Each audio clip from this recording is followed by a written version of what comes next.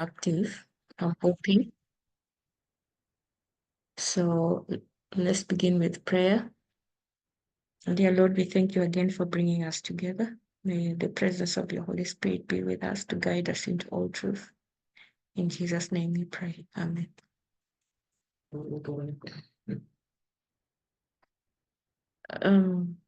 Okay. Let me first share my screen.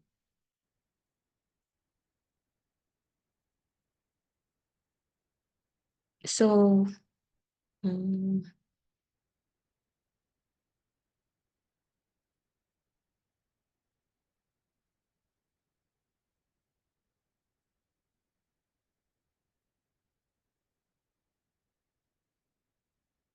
we did a recap of this. And I think we spent a good amount of time this morning looking at Gamergate and then tracing it back to 2011 with Elevator Gate. And then we ended with Cambridge Analytica. I hope that we are comfortable with where we are now. I don't know if there is any interesting points that any of you may have picked up from Cambridge about Cambridge Analytica and its influence on 2024. Any contributions from the floor on that one before we can move on?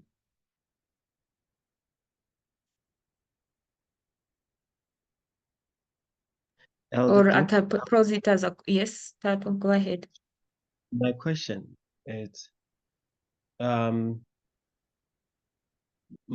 it not possible that we have people in the world who have adopted similar style or tactics to that of Cambridge Analytica to be able to assist on the rise or on the election of Donald Trump?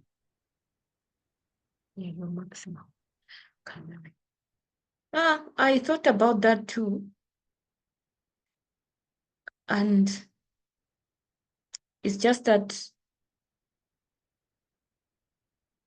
I didn't have enough or good time to research on that matter later on, or myself that aren't there any groups that have carried on with that work, maybe more subtle.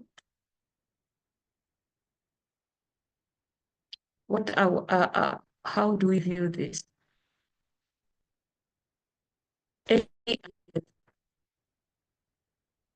I wasn't able with my short time to find, but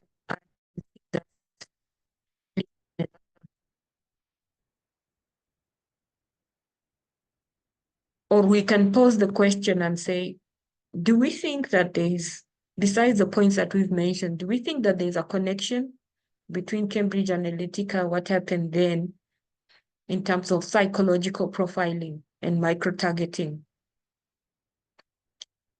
with the outcome of the 2024 election, even though Cambridge Analytica by this time is no longer existing?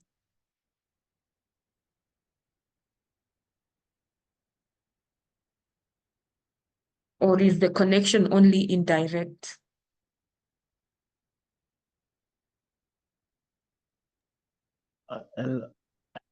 Okay. Yes. So, like, what as I was checking these documentaries and trying to read, the same people that were supportive, many of the people that were supportive of Donald Trump during the first term,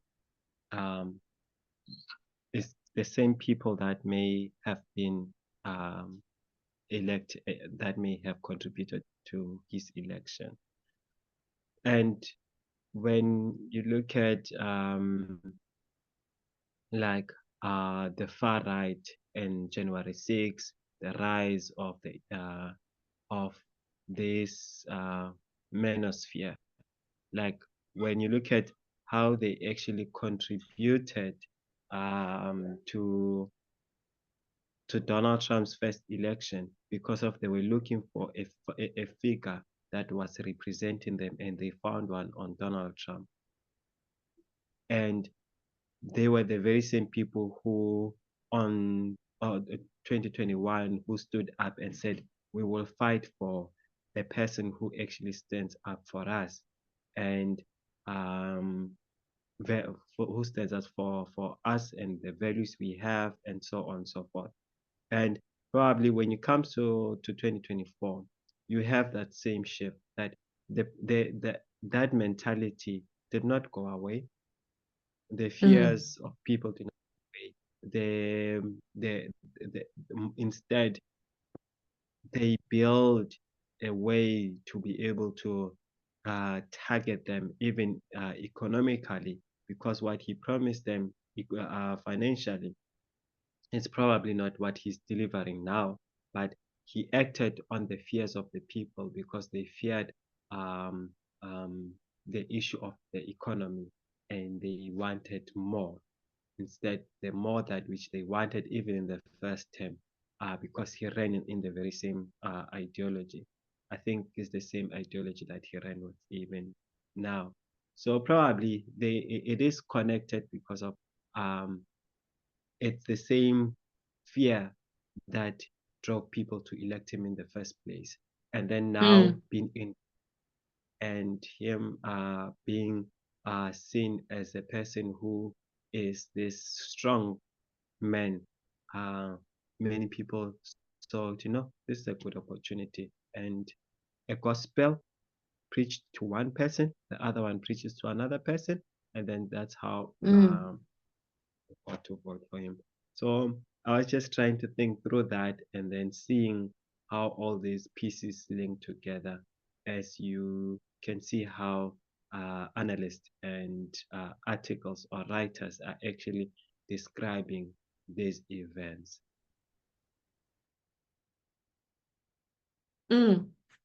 So yeah, I guess you are making that indirect connection. And I believe that to be true as well, that the impact of Cambridge Analytica, we are still experiencing it, even though they don't exist as a company anymore. I think we are still living in the aftermath of its effects. So any other thoughts on this, or how we see it playing out? Remember, we are in the information age, and information has been weaponized. And it's not necessary that Donald Trump had to fight a physical war to get into the White House. But definitely the use of information as a weapon is changing the course of things, not only in the US, but in other countries. And so if in 2014 we saw this happening, we could, I guess, say that in the time of the Sunday law, this may happen again. I mean, Donald Trump is already trying to work on a third term, on changing the law so that he can come back for a third term. So what strategies is he going to use? So maybe we should just keep our eyes open in this respect and just observe how information will be used to for him to achieve his goals. And it's a history of failure. Not failure. It's a history of, we know that the US and the SDA Church are at shipwreck. So it's not like we're expecting things to become better, but things to really escalate to a climax in a negative sense. So maybe there'll be another Cambridge Analytica happening, or it's already happening. Maybe it will be called by a different name. Although the impact of Cambridge, the direct impact of Cambridge Analytica was that all these countries started to pass laws about the protection of people's private information. So we kind of operating in a world now where we've been assured that our information is private, that no one else can have access to it. But who knows when it comes to how information is handled and how technology keeps advancing and changing and evolving.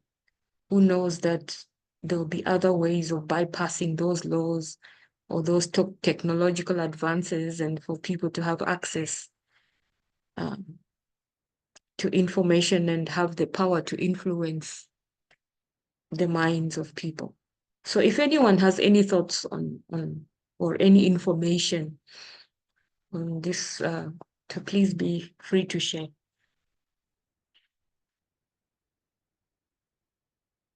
So I'm really not doing these studies because I have a full understanding. I'm just taking us back to 2014 to review what LTS shared with us so that we can be on the lookout on those points. It's meant to be a sharing opportunity if you have any information.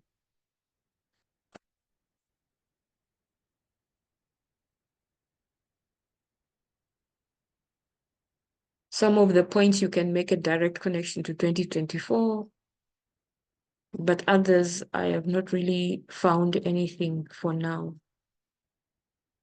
We can just speculate or study together, can try to identify important points. So the number 10 item in the box, in the Sunday law box, was the Flint water crisis. So in April 2014, the city of Flint, Michigan, so they switched their source of water. They used to get their water from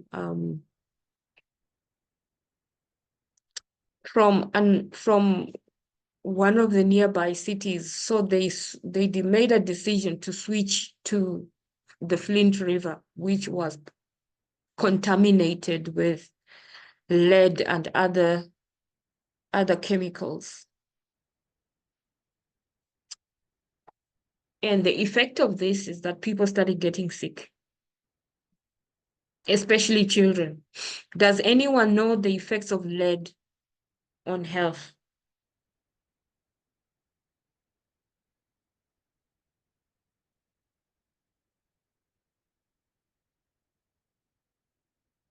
Hmm?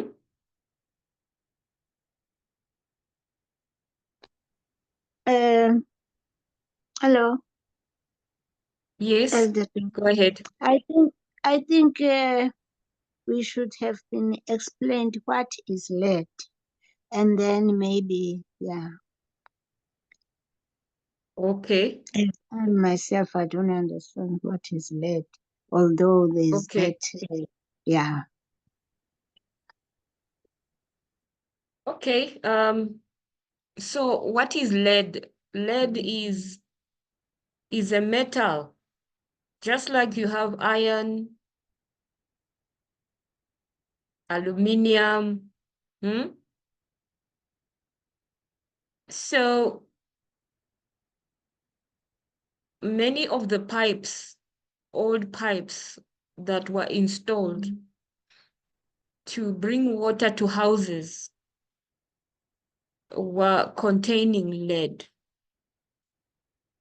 And so what happens is when water flows through those pipes, the lead seeps into the water.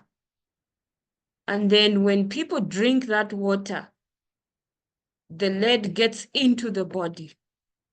And lead is toxic to the body, especially the brain.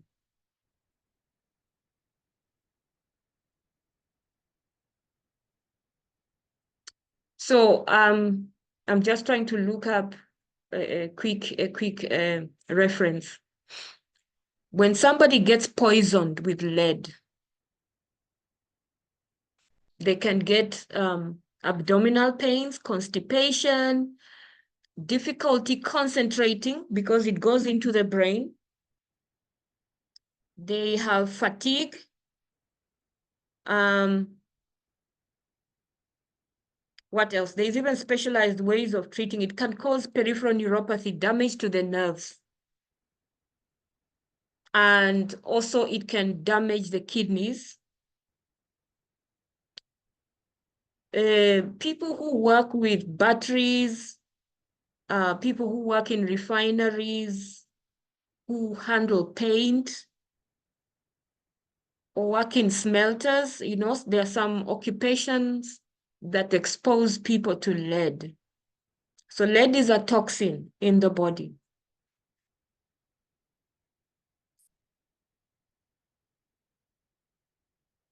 Yeah, in the brain, it also causes headaches, irritability, mood disorders, difficulty in memories, dizziness, loss of coordination. It can also affect the reproductive system and cause miscarriages, stillborns, prematures, numbness in the muscles, in the joints. It can cause the speech to become distorted. It can also change the taste in the mouth. Nausea, vomiting, decreased appetite. So it can damage most of the organs in the body. It's a very dangerous chemical. So what happened in the Flint, Michigan crisis? It became a public health crisis in 2014 because people were drinking this water, which was contaminated with lead. Not only that, it also contained what they call Legionella. Legionella is a bacteria.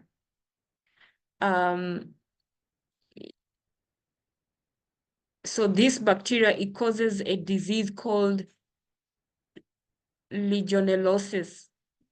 It's a kind of pneumonia, or it may look like a mild flu. And these bacteria are common in many places in the soil. Most people who are exposed to it don't get sick. But if there is an outbreak, it can cause mass illness. So it is suspected that this Flint water also contained Legionella, but the most important toxin was lead. Are we happy with what lead is and what it can do? Yes. Yeah, okay. So the residents in this town, Flint, they started to notice that their water was tasting different. It was also smelling different and it was looking different. The color was a little bit off. And it is said that they started reporting this, but the officials, they failed to supply the necessary antidotes to replace the lead pipes, because the pipes had been getting old. They exposed over 100,000 residents to high levels of lead. So in 2016, a state of emergency was declared. And then shortly after that, President Obama declared a federal state of emergency regarding this issue.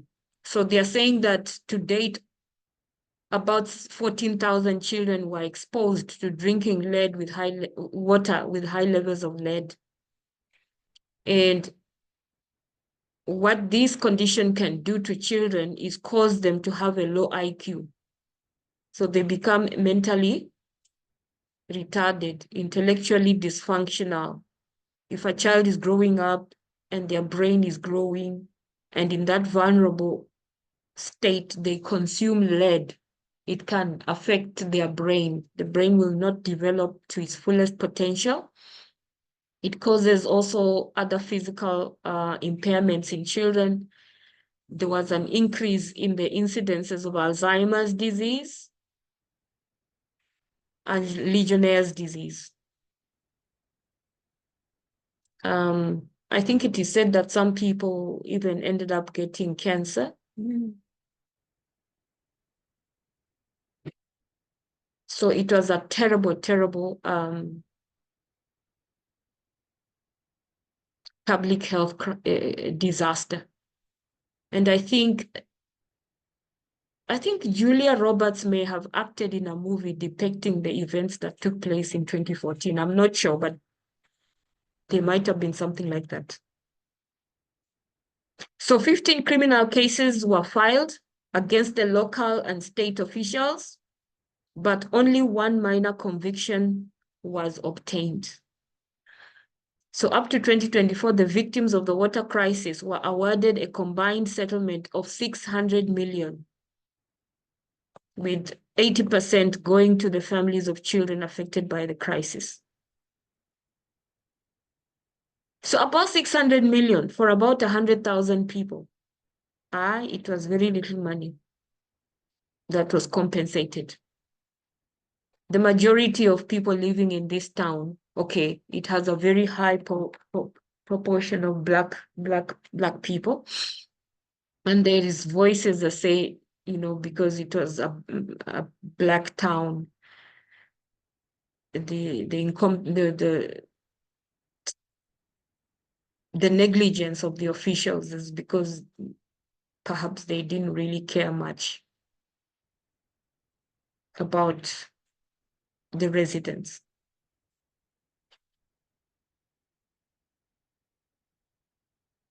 So I don't know if I haven't made any connections between this and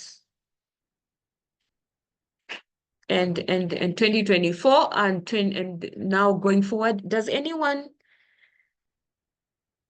is this triggering any thoughts in your minds?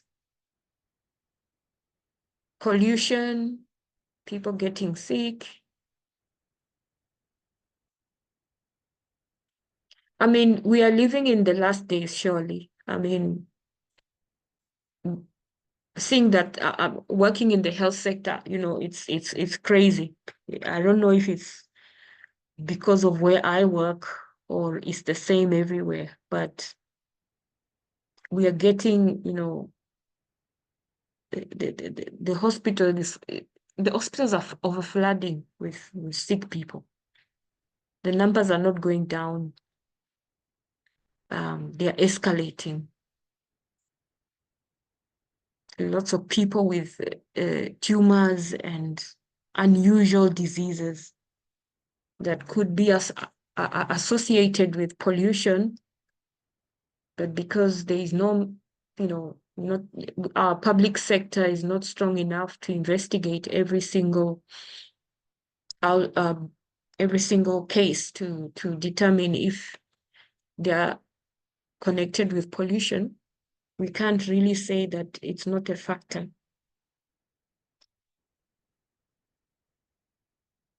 So does anyone have something to say about pollution?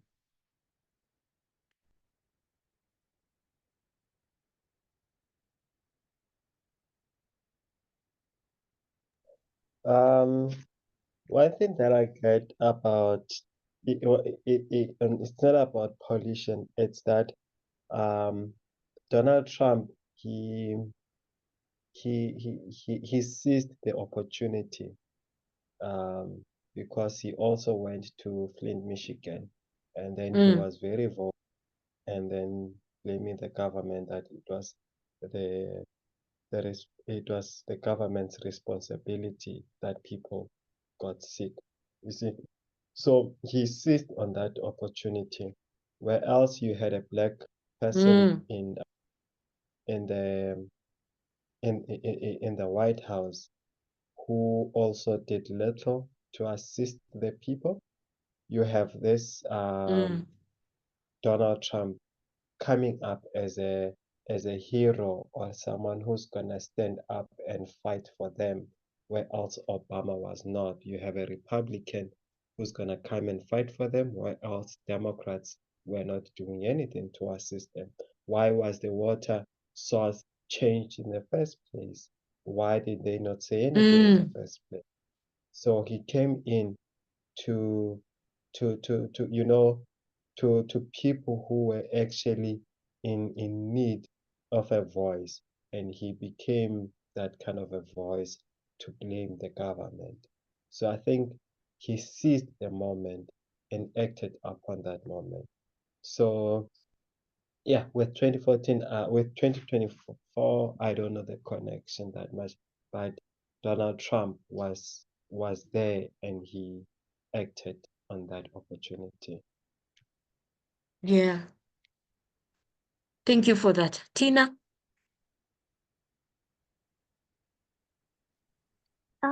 I was just going to say that pollution mostly affects people who are most vulnerable.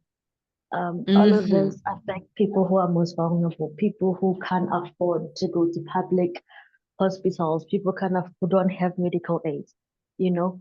And because it's those people, they can't fight for themselves. They can't really fight for their rights and all that. So with that being said, I feel like they didn't really pay attention to those people. I have no idea about those people, but just looking at it, they didn't pay attention to them because they are vulnerable. They don't have money to fight against them. To fight against um especially the government, you need serious attorneys who know their jobs, attorneys who know what they want, you know. So if you don't have that thing, you don't have people fight for you, all those things need money. So I feel like they're taking advantage of that thing that they can't afford them. So why should we? You know, so it's all about really, it's all about who can. Yeah, it's all about people who have, I would say that who can afford more, who can, those are the people that people listen to. People who have money, people who are successful, people who are not, and they just don't really care of them because there's nothing they can do. And that's true because they come from vulnerable situations. What can they do?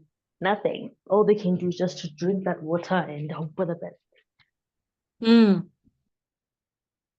Exactly, Tina. Thank you for that powerful point because it's just what I was thinking is that imagine you were a Flint resident at that time and you're poor, you can't even afford to buy bottled water because there are people who can't afford to buy bottled water. There are people who live in environments where the water can't be cleaned. They just have to drink that water. And now moving into the history of this Sunday law, where vulnerable people, where the United States, a country that was created by God to protect vulnerable people, has shipwrecked, which means that it now cannot do that job. Because that's really, if we have to boil it down, that is the sole purpose of the United States was to create a government that protects vulnerable people. That's the difference between the republic and the democracy, is that a pure democracy is the majority government, the majority win. But a Republican government, a republic is meant to, yes, the majority win, but there's protections in place for vulnerable people. So that's a very, very important point, is that we are moving into an era where the US has failed as a state, as a protector of vulnerable people, which means that even in the instances of pollution, the effects of the environment on the health of the people, really vulnerable people are in trouble. I'll tell you what's happening in Limpopo Department of Health. It's in a mess. Because at my current hospital, for example, we have serious pathologies there. There's not a week that goes by before without us seeing like a number of people with very, very serious conditions. And just barely 3 years ago, if we saw a patient like that and we did all the background blood tests and x-rays, the next step would be for booking that patient for radiologists. Those are the specialists that do the scans, the CT scans, the MRIs, and the ultrasounds. Those are the specialized tests, just to say, to look into the body and see what can be seen. And those tests are necessary. They are needed by the surgeons or the other specialties to now provide the treatment. So let's say, for example, a woman has a cancer of the cervix. Yeah? Cancer of the cervix is diagnosed on pap smear, and pap smears are available in all the clinics in South Africa. They are a fundamental, basic human right. Like if you're a woman, you go into a clinic and they can't do a pap smear, they have violated your human rights. You have actually the right to go and report. So pap smears can diagnose cervical cancer. But from then, the patients have to be referred to the hospital. And then at the hospital, they get all the bloods done.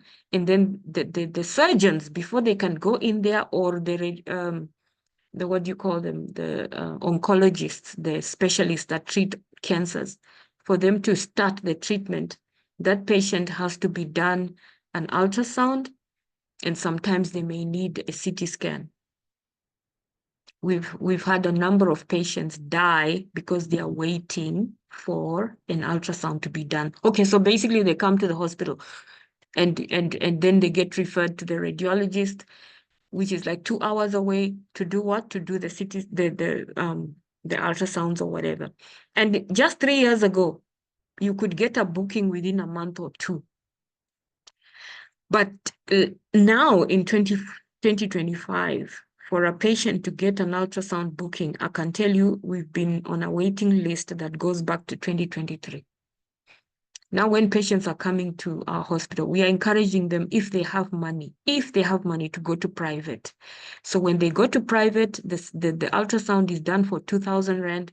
Then they come and then they can quickly be sent to the surgeons to do their job, right? They can get that care as long as they have that 2,000. The majority of patients don't have that 2,000 Rand. So they get put on the waiting list, which is going back all the way to 2023. So patients that were booked in 2023 are still waiting for an ultrasound to be done. Sometimes when they eventually get called, they've already passed away. So the most vulnerable people who present to hospitals with these cancers, and these cancers are likely caused by pollution. It's just that we don't have the systems in place to investigate every single case. But many of the cancers are caused by these toxins in the environment, right? They can't even get a simple ultrasound because they don't have the money to go to private. So they die while they are waiting for the investigation to be done. So I think, yeah, it's a very, very critical point raised by Tina, that what we can see, what we can draw from this number 10 item is that vulnerable people are really going to suffer because the government that is meant to protect them has failed. Hello? Yes, Milton. Okay. Just to add on what Tina said, also one thing which is clear is that they were clear in their definition that Flint was a human-made crisis. Like, you look at the development of projects which were taken on and deciding to maliciously turn the water and the clean water which residents were getting before, and all the changes that was done, that crisis was actually done by people who didn't consider, especially looking at that community which is the majority of blacks. If that community was of a different people, they wouldn't have taken such decisions. And when they have created such a problem, the scale of damage which is inflicted on human life is not going to be accounted for. It became a political issue which both parties have different perceptions of the crisis, and it watered down the case even up to 2021 when the Supreme Court dismisses some of the charges. There's still consequences which were visible, which were proved by scientists. So the vulnerable, yes, becomes the victims of such. And worldwide, there are many flint occasions which are happening. Most of pollution, especially in rivers, is caused by industry. And some are not even becoming a crisis that gets reported and dealt with. It's usually just covered by political gains. And I think people worldwide are suffering. Most pollution, it's human made. It's not natural. Of course. That's the primary, yeah. And then going back to the previous points, especially on Gamergate, I've sent a link on the Zoom group. CNN did a good job in analyzing the effects of Gamergate. One of the middle points was that Gamergate was a playbook which was proved, and it is now being used as a template where men create this society of resistance, and they flooded the resistance through online, and it confuses the narrative that even when media houses are trying to correct, it's very difficult to come up with who is the victim, who is saying what. And when Elder Terry started applying the symbol of Sunday law with a flood, I think it now makes sense that the methodology which started to be used from 2014 has never changed, and it is gaining its traction in terms of making it difficult to counter the influence.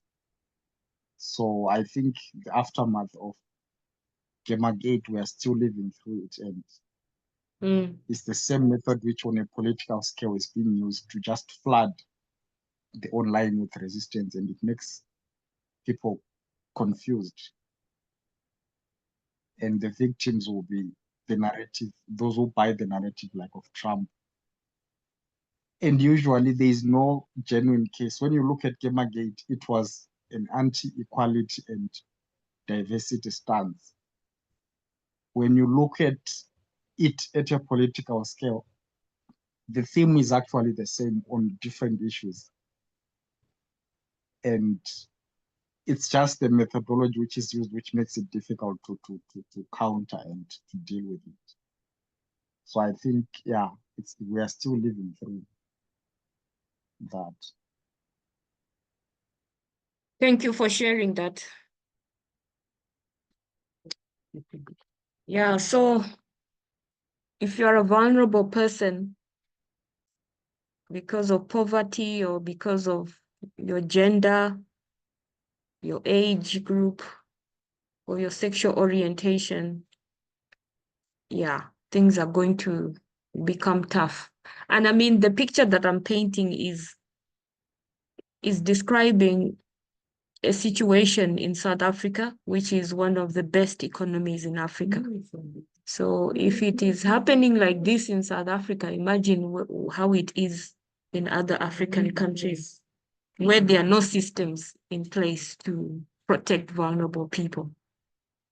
The world doesn't seem to care much. And I think in the history of the Sunday law is that you've got the world's greatest economy pulling out of the United Nations efforts, humanitarian efforts to assist vulnerable communities around the world. Just imagine the impact of that. Okay, so we are moving on to item number 11, which is Black Lives Matter. So in 2013, so there was a shooting in which Trayvon Martin was killed. He was a Black teenager. He was not armed at the time that he was shot.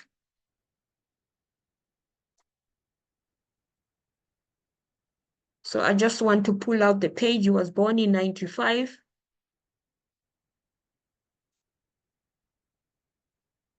And then he was a 17-year-old African-American child from Florida. He was fatally shot by George Zimmerman. George Zimmerman was a 28-year-old Hispanic American. Martin had accompanied his father to visit his father's fiancée at her townhouse. On the evening of February 26, Martin was walking back to the fiancé's house from a nearby convenience store. And then Zimmerman, a member of the community watch, saw Martin and reported him to the Sanford police as suspicious. So several minutes later, an altercation happened and Zimmerman fatally shot Martin in the chest, a 17-year-old teenager. Wow. So following Martin's death, there was rallies and marches and protests all across the US. And that is what gave rise to the Black Lives Matter movement. It was founded by Alicia Garza, Patrice Kulos, and Opel Tometi. And it started as a hashtag Black Lives Matter and quickly grew into a global movement advocating against systemic racism and police brutality. Can someone help us to explain what is systemic racism?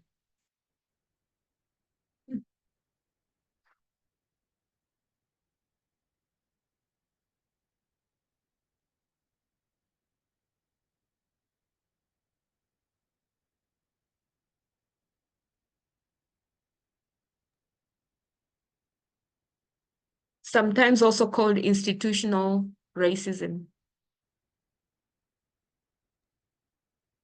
All the day. Yes? Since all people are quiet, can I give it a try? Yeah, sure. Okay, so systemic. It's a system. I want to put it, okay, I want to simplify it, but it's a system where all the laws or the laws that are within that system are actually against one group of people. They are embedded. They are not some. They are not in a blueprint. Some they are just they were there were laws that were created before to actually forbid or to make others to not achieve other things. I'll make example. So we speak about about apartheid a lot in South Africa. One of the things that we are suffering from is that systematic racism. When you just look at the township today, we still live in these squatter camp locations where else you have your white people in large lands where they are not much about their neighbors. But when you come to black communities, you have a sewer of one person leading to your own house. It's like we are still living within the very same system that which were built, or the institutions or things that were built during that apartheid era to contain black people. We are still living within in a in a modernized language, like sihlala elokishini thina, blah blah blah blah, better than those abahlala emakhaya. But you just living in a system that which was there before you to make you to contain you.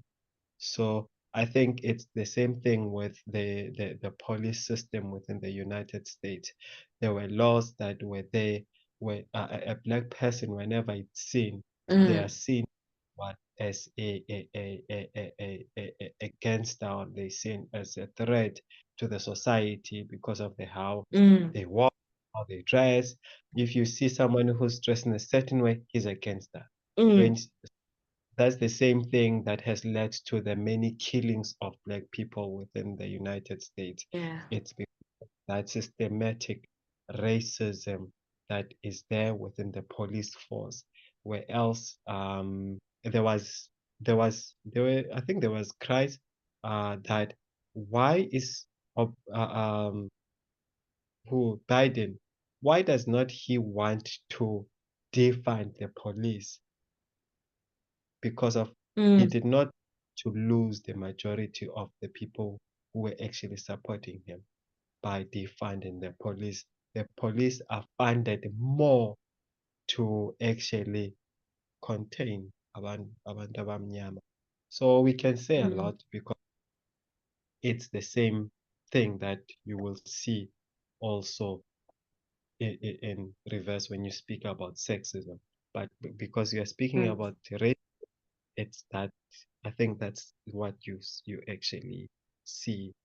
And I just wanted to add when you look at Flint, Michigan, um, you have this majority of Black people who are actually Mm. in a dire crisis of poverty.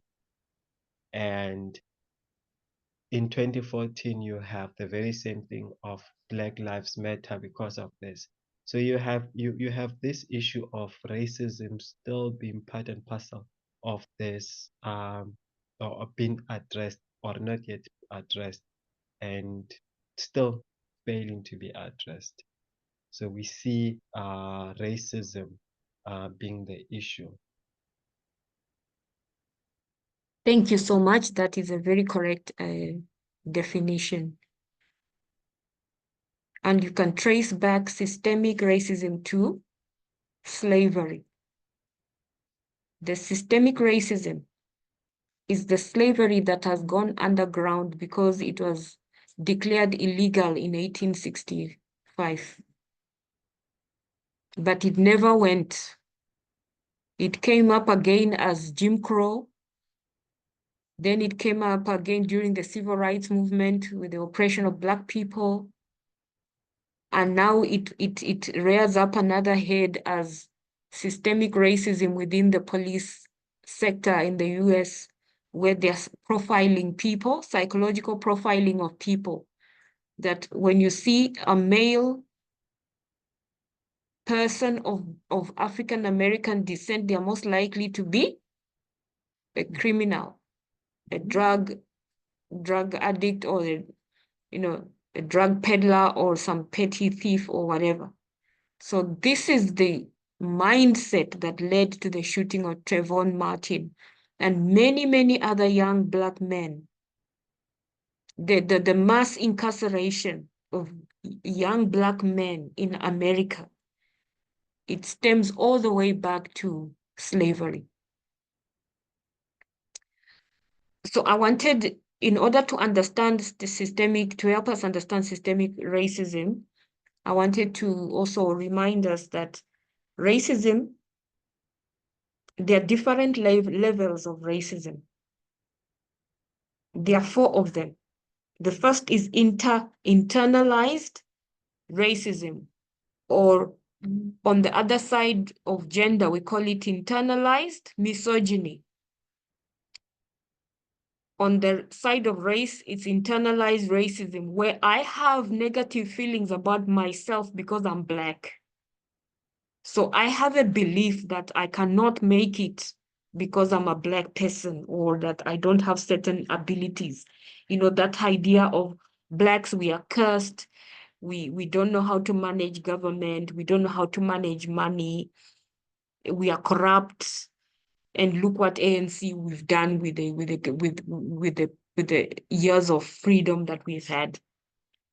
So it's internalized. I have internalized the conspiracy theories about the fact that the Black race is inferior, and I have made it my own personal reality and identity. So it's a race-based belief and feelings within individuals. Then you have the racism, interpersonal. The next level is interpersonal, where you have bigotry and biases. People looking at you and saying, because you're Black, you're not going to be able to make a good president. You cannot make good decisions because you're Black. Is it because I'm Black? That's internalized racism. Interpersonal, of course, in between people, you meet a person. Precious was telling me an interesting experience she had during the week, where she's made this acquaintance with some white people in the neighborhood. And she happened to be having a conversation with this person just the other day. And there's this young Black person who hangs out in this white person's house. So this white person is talking to Precious, and she's very angry. And she's like, because Precious is trying to understand, how come this boy is always in your house? Are you somehow related or whatever? And the white woman says, no, I'm not related to her. I don't even like this boy. I don't like Black people in my house. And she goes, no. And she's talking to Precious like she forgot that Precious is a Black person. But she's so high, she's so taken up by the moment that she even forgets the person she's speaking to is Precious. And so Precious has to kind of, why are you saying those things? I'm also a Black person. Are you saying that and then she becomes all apologetic. Oh, I'm so sorry. I didn't mean you. I love you. I love you. Please come sit down here next to me. Kind of thing. Interpersonal racism. And then there's the institutional one, where people are discriminated through policies and practices. For example, if you go to a South African bank, I am hearing that if you're a person if you're a Black person and you go to the bank to apply for a loan, your interest rate is going to be different from a white person. Right, so those policies are written. That's why in those institutions, you always have to stipulate what is your race. Why is it important, in the new democracy, that you still have to say, what is your gender, what is your race? Yes, in certain aspects, I think in terms of affirmative action and empowerment of other, previously disadvantaged people, it makes sense. But in other senses, it's actually used against people. And then there is the systematic ongoing racial inequalities that are maintained by society. And Trayvon was a victim of that kind of systemic racism. And of course, coming to 2025, I was intrigued by what I discovered in my limited research. Andrew Clyde introduced a bill in the House of Representatives that would withhold certain federal funding from the city unless Black Lives Matter Plaza is renamed Liberty Plaza. So there is something called Black Lives Matter Plaza.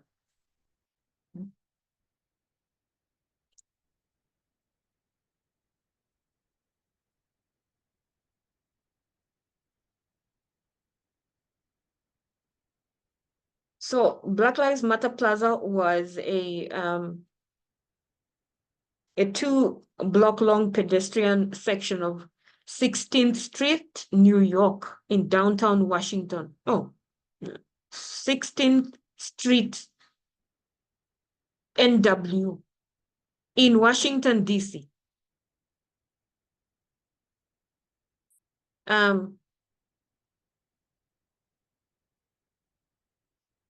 The plaza has been removed as of March 2025 amid policies against diversity, equity, and inclusion enforced by the second Trump administration after Republican Congressman Andrew Clyde demanded its removal and renaming as a condition of future federal funding for the city.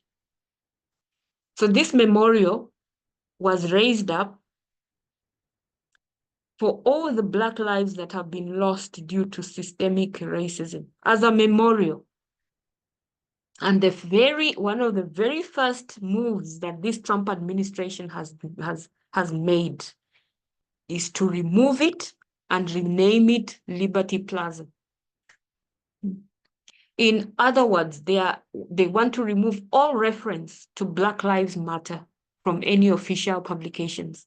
And as of March 10, 2025, they have removed it.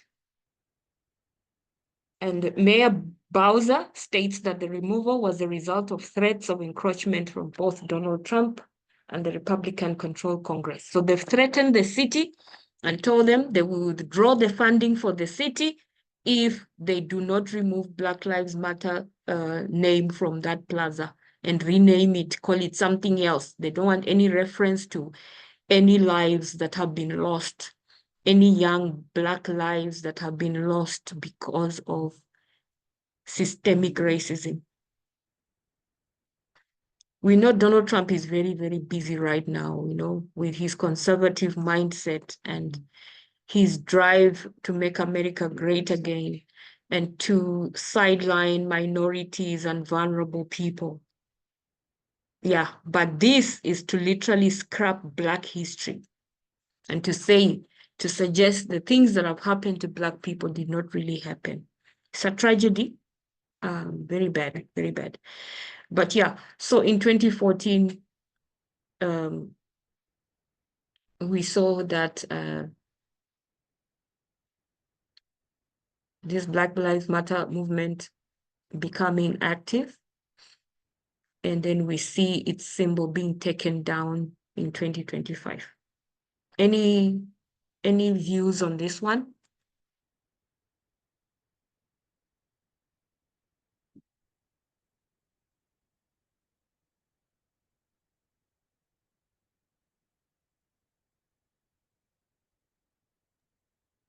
Hello? Yes, Milton.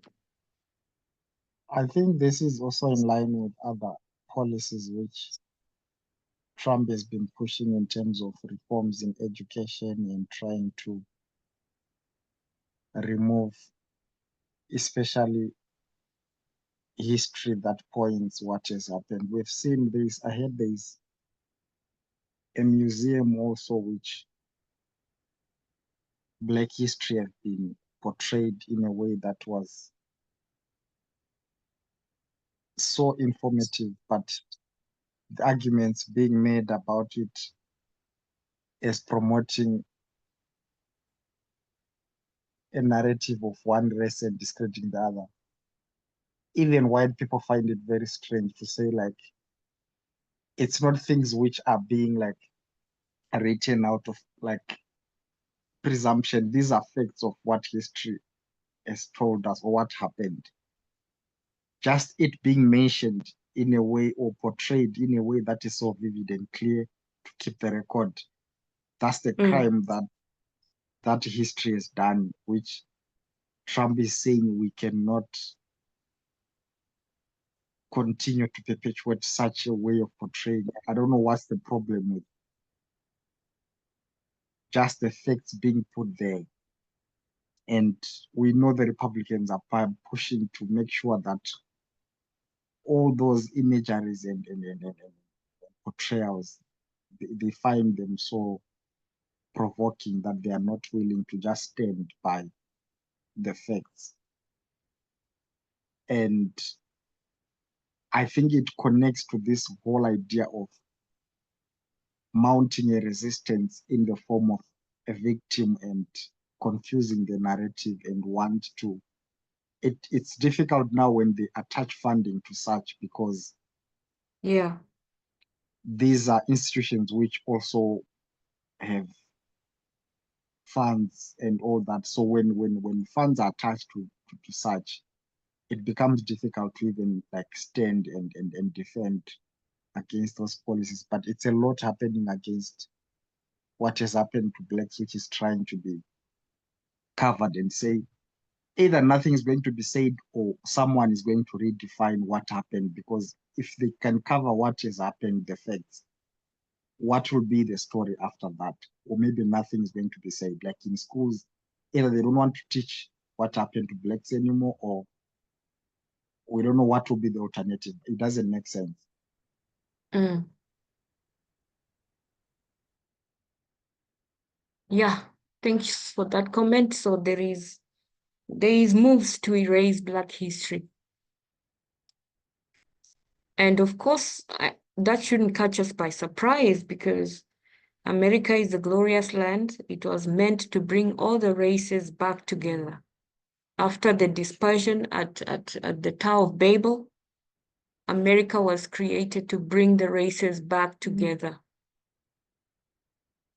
And now in the history of the Sunday Law, we see this government administrative move to scrap the history of a significant portion of American population.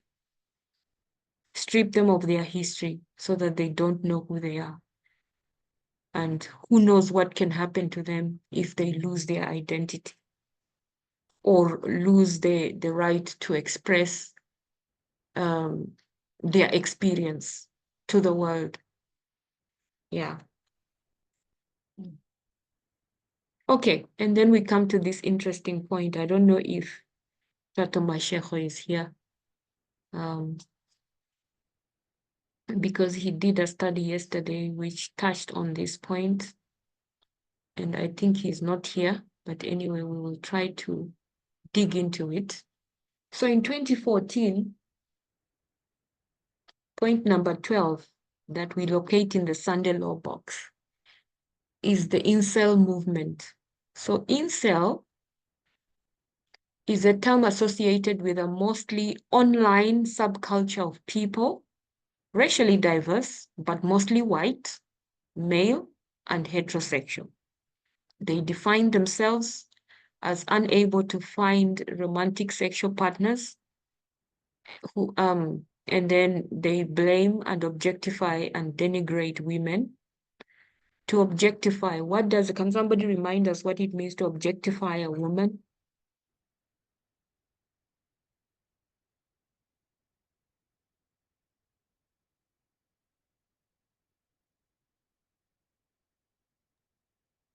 To perceive the body of a woman as an object, especially in the context of how society and culture has crafted this image of a role of a being was created to serve the other, not in the context of equality.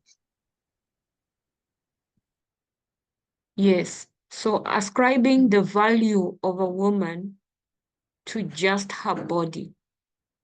She's just a body that is meant to bring pleasure to a man.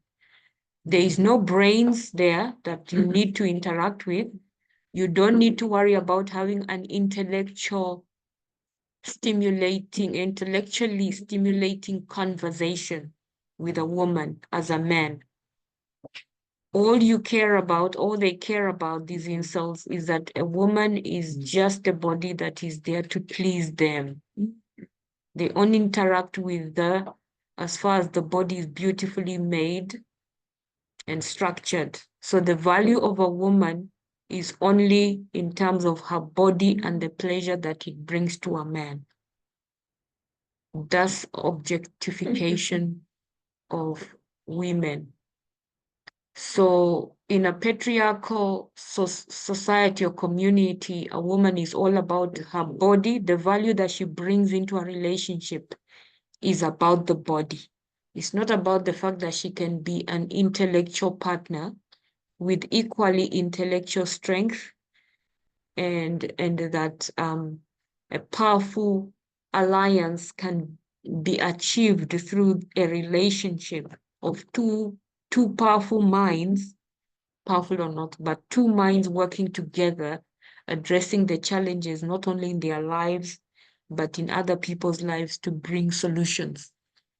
But that in these partnerships, there's only one mind and the other one is just a body. It's a very dangerous mindset that many men carry without even realizing that that is how they view women. However, this incel movement have taken it to the next level. The incel ideology is characterized by the hatred of women, which is misogyny. That's really what misogyny is. It's hatred of women, and it's usually expressed through hate speech, and in certain cases, violence against women. So the characteristics of incel ideology starts with a narcissistic personality trait. Anyone able to remind us what is narcissism?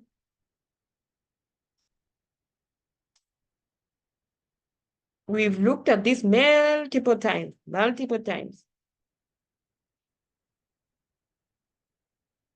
It's a personality trait, a narcissistic person.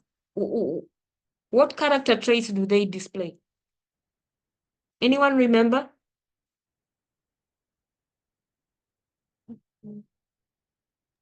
Okay, for the sake of time, I'll remind us. Yes, go ahead. When it comes to their display of habits, actually what they blame others for, we have realized that it's what they actually lack. If it's lack of self-esteem, they blame it on the next person. Almost their suffering, it's manifested through what they pour on others, and they don't take accountability of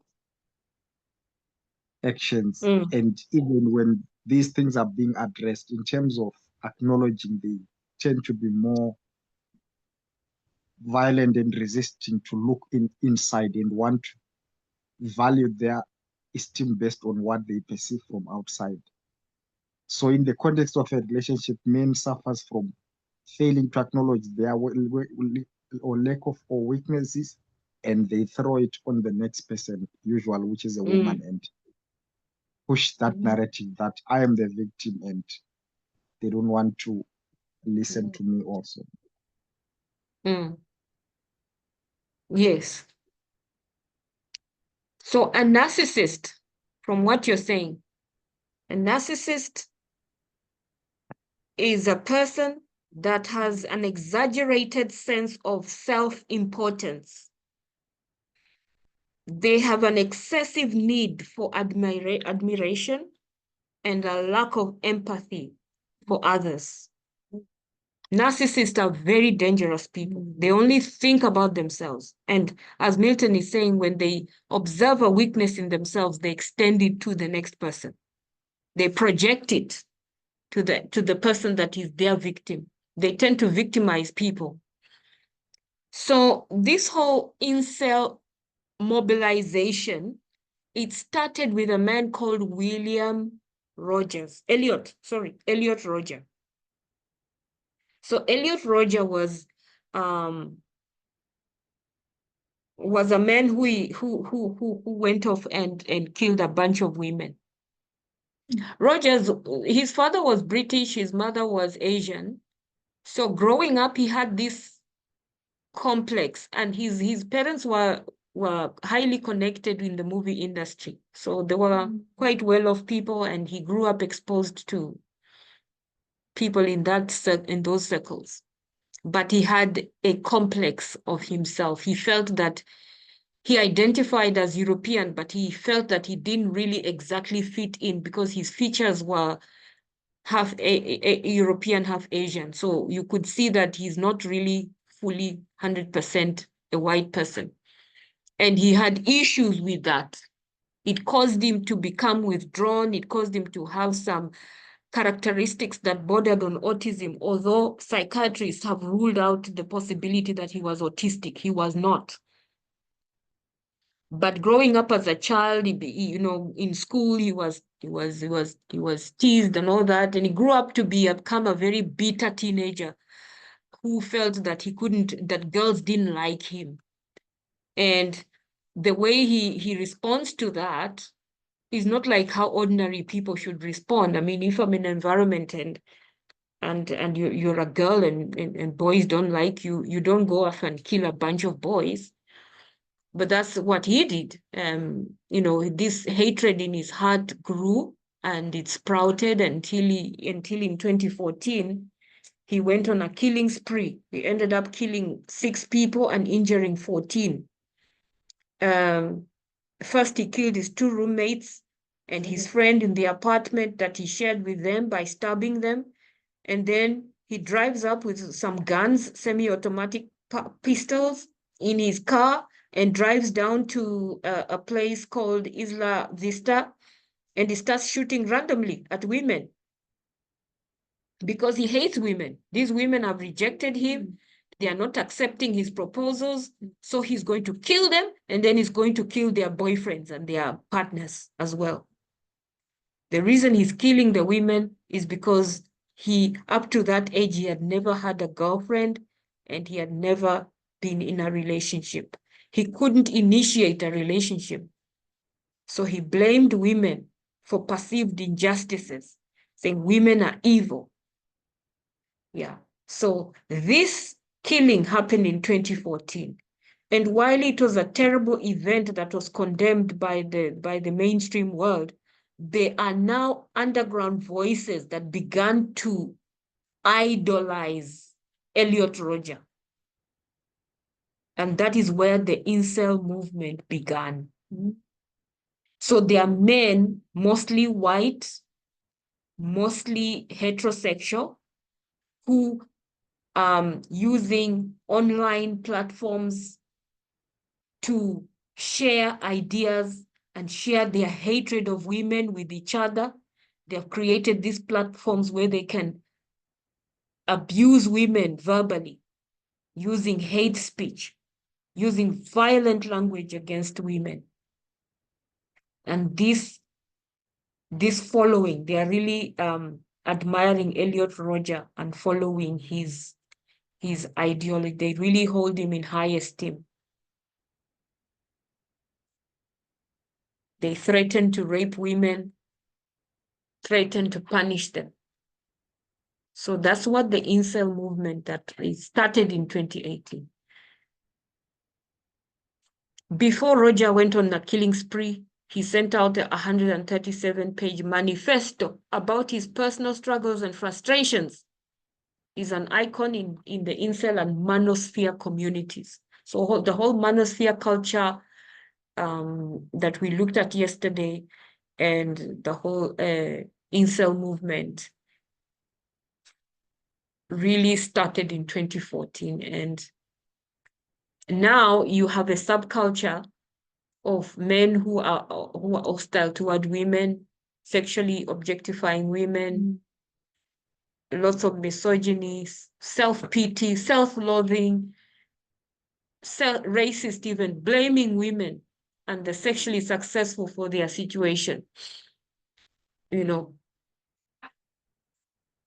so they have this nihilistic rape culture, the endorsement of sexual and non-sexual violence against women and the sexually active. In the morning, I made a comment to say, in our communities, when we see young men seemingly looking normal, moving around in their daily activities, and we just assume, oh, they're okay, they're good boys, they're good men. But actually, when they go into the privacy of their own rooms and they go on the internet, these are the groups that are captivating the minds of young men.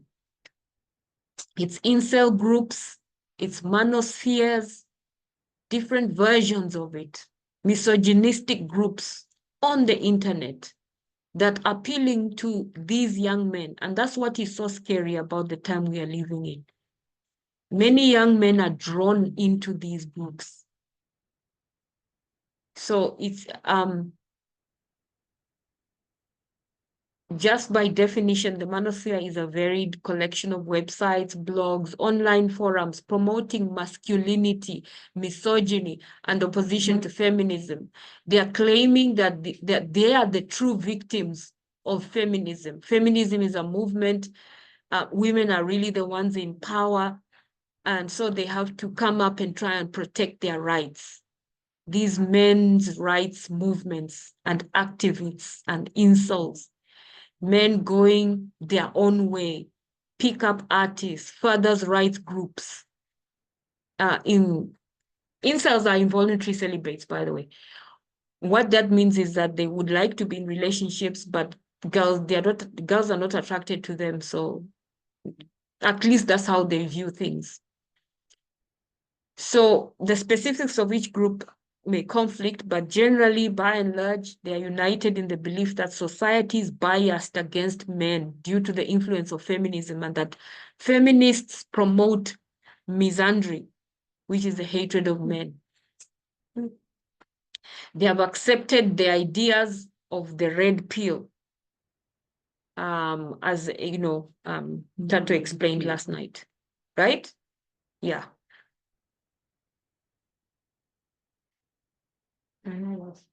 Mm. Exactly the reason why there was in America, there is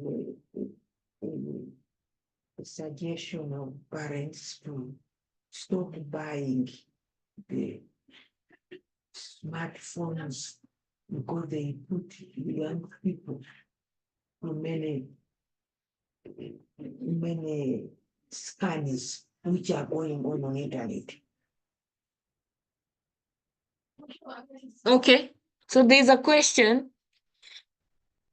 From what we are hearing, is this justification enough to not buy young people smartphones? What are our thoughts on that?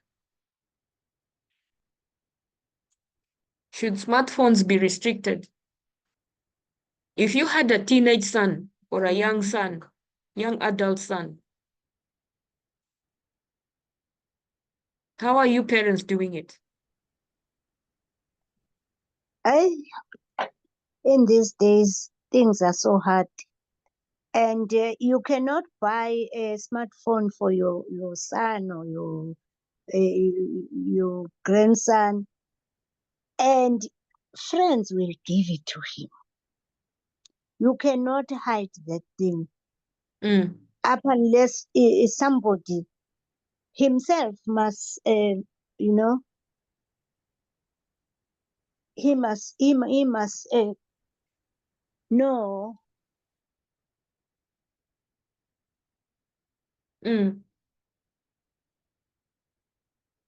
They must choose for themselves.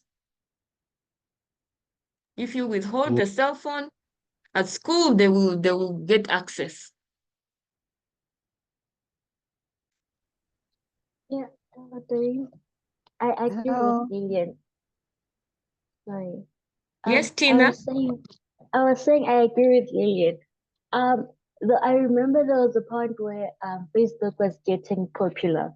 I was doing grade 9, and my parents were like, my father was like, no Facebook, you cannot access Facebook.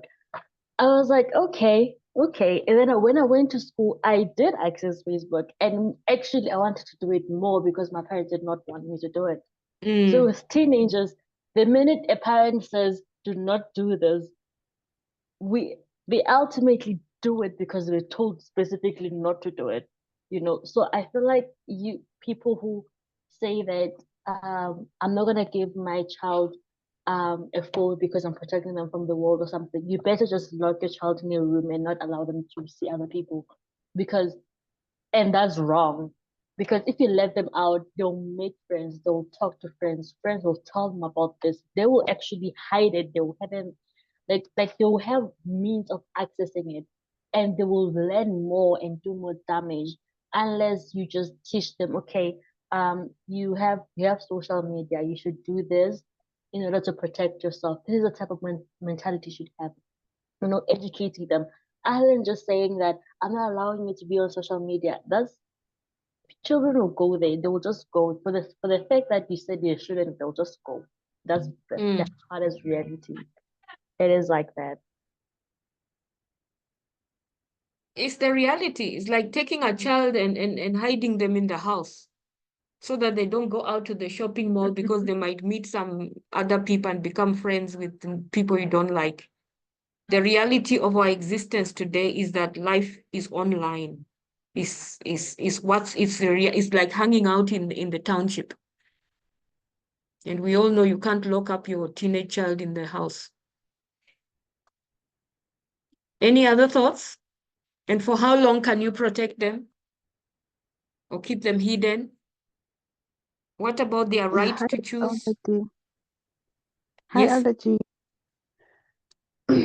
Okay. I bought a phone for Matthias. So what I did is I installed the app, a Family Link app, but I haven't think about ukuthi how long am I going to use that app. So in this app, I have an access on his phone. So he used YouTube, but on his YouTube, the only things that appear are videos that are on his age, not older than him. Then when it comes to installing apps, he cannot install apps without me agreeing. So if you want to install app, I receive an email, then I have to agree whether he must install an app or not. But I'm still thinking how long am I going to respect him? Yes. Yes. And that's the question I asked. For how long are you going to keep him locked up in this virtual room? Hello? Because at the end of the I Hello? day, think I this have person still grows up. I mean, I don't want this to take over the discussion, but just in short, eventually these people grow up, he will have his own money, he'll buy his own smartphone, which is not connected to your email. I'll think about it because we did the same thing to Tando. But then with Family Link, you are able to, with restriction, I cannot, sometimes I do give him a chance not to restrict him on apps during holidays. But during school time, I do restrict him, like on time, how long must he use the phone, so that he can get some time to study. Even on which apps he's not allowed to download apps during school, but on holidays he can download those apps. Yeah. Yeah. Okay. Hello. Yes. Hello? Go ahead.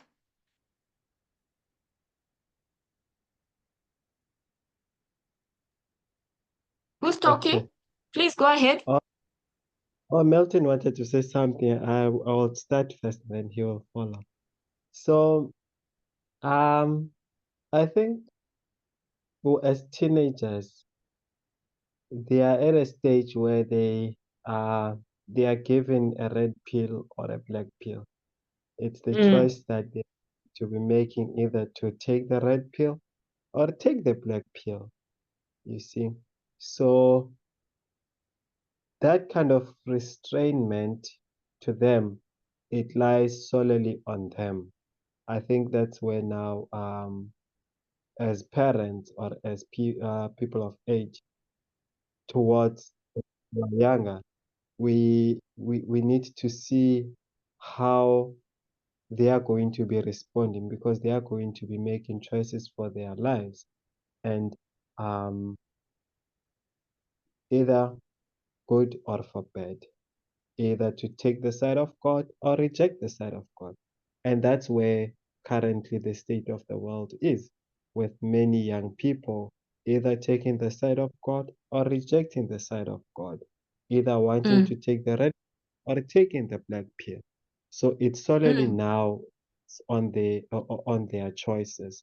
They are not as young as before, where you could make that kind of a choice for them.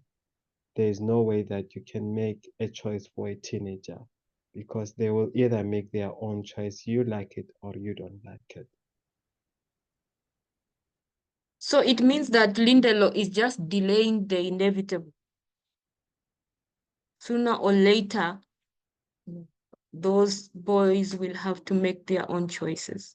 And we're just delaying the process by... Yeah, but can I also say, even on that one, a teenager, they is more attractive to, the scams which are happening on internet too much. That's why in America they were saying that they are advising parents not to buy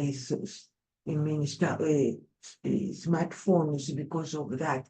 And even in life, you can see what we used to like at teenager. When the parent refuses you, and you think it's bad, but as you grow, then the mind change. Then by the time you are later in a teenager, maybe you have now, or when you have already developed, you have worked, gone to college or what, then another interest comes. So you may change by parenting to direct your child to the right method, to the right situation is not bad, because it will lead, even though he decided by himself after he's at the age he wants, it will not affect you much, pain you, because you did your part. And even to the child, you may find that now his interest is no longer that. He has gone to another thing. So life changes as the age comes. Is now internet, you need these scans which are available to the children to follow them, but let alone when he goes to college, maybe he has entered college, he's now thinking about school. It may lead him to better choice. But many of these incels, they are young men who are living their independent lives and choosing to think this way. Yeah, but like a parent, I'm free. Okay, anyway, let's continue, because maybe that's a discussion we can have some other time. An important one. Hello. Yes, Milton. Okay. When it comes to parental restriction, even when you look at channels of even public information like your televisions, I think it's just a myth that there's protection which you can do, because I think the best thing we can do, well, like I like the contrast which was put from that concept which was borrowed from Matrix of red pill and blue pill. Red pill is just blissful ignorance, which has consequences because you are not going to face the challenge either way. Whereas the blue pill, you get the information and your experience is gonna be challenged. So I think the best route for parents, it depends with the environment, but the fundamental thing is to start exposing the mind to how to respond in those situations. Like, even if your child has a smartphone or not, but the influence is already around the children by default. So their mind needs to be prepared to determine on what is happening, how do they respond, what is right, what is wrong. That is going to help them to make decisions when they get exposed fully. But otherwise, to cut access, it just delays the time, but the inevitable will come. And if they're not prepared, they will still struggle. So I think information is the best tool we can give. And yeah, that's the only protection I see works, even though there's no guarantee that it will avoid completely your child being distracted, but that's the best as parents we can try to guide and put those fundamental principles on how to decide and which influence can lead to what consequences. But otherwise, you cannot guarantee success in that process. Okay, thank you for that. Copper has a hand up. Hi, it's me, Buipilo. Hey, hi. Go ahead. I wanted to comment on the issue of allowing cell phones to teenagers.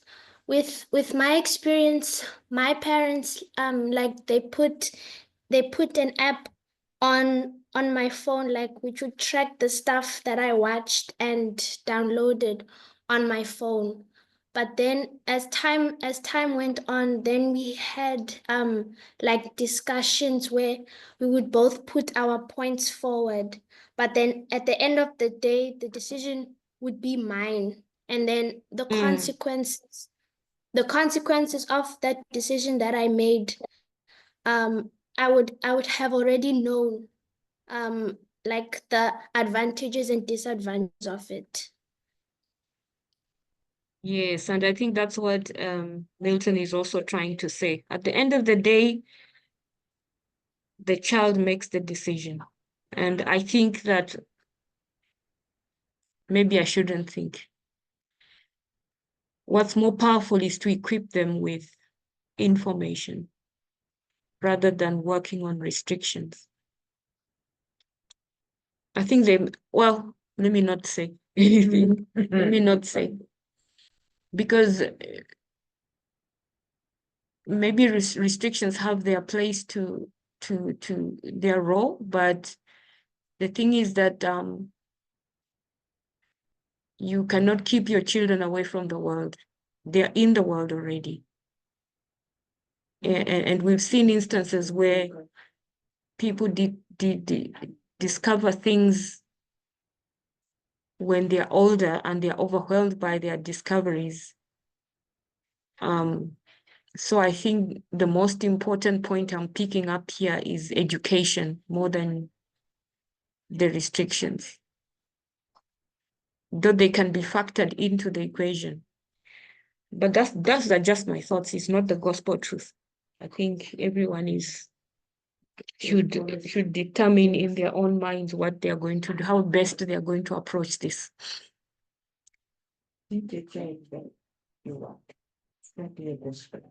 So let us end here, because if we continue with the next point, time has already moved ahead and we're going to end up taking too much time, and I don't like doing that. So if there are any burning points on the 12 points, 12 items we found in the Sunday law box, you are welcome to share those thoughts now. Otherwise, we close in prayer. Thank you, Boipelo, for your comment. It's really appreciated.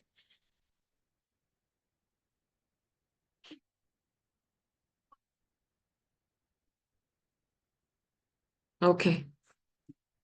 Let's close in prayer. Thank you, Lord, for your love and mercy, for leading us and for stimulating our minds with the 2014 issues, and help us to see how they have evolved over time to where we are.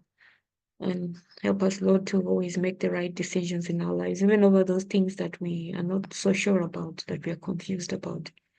We pray, Lord, that you will guide and lead us. In Christ's name we pray. Amen.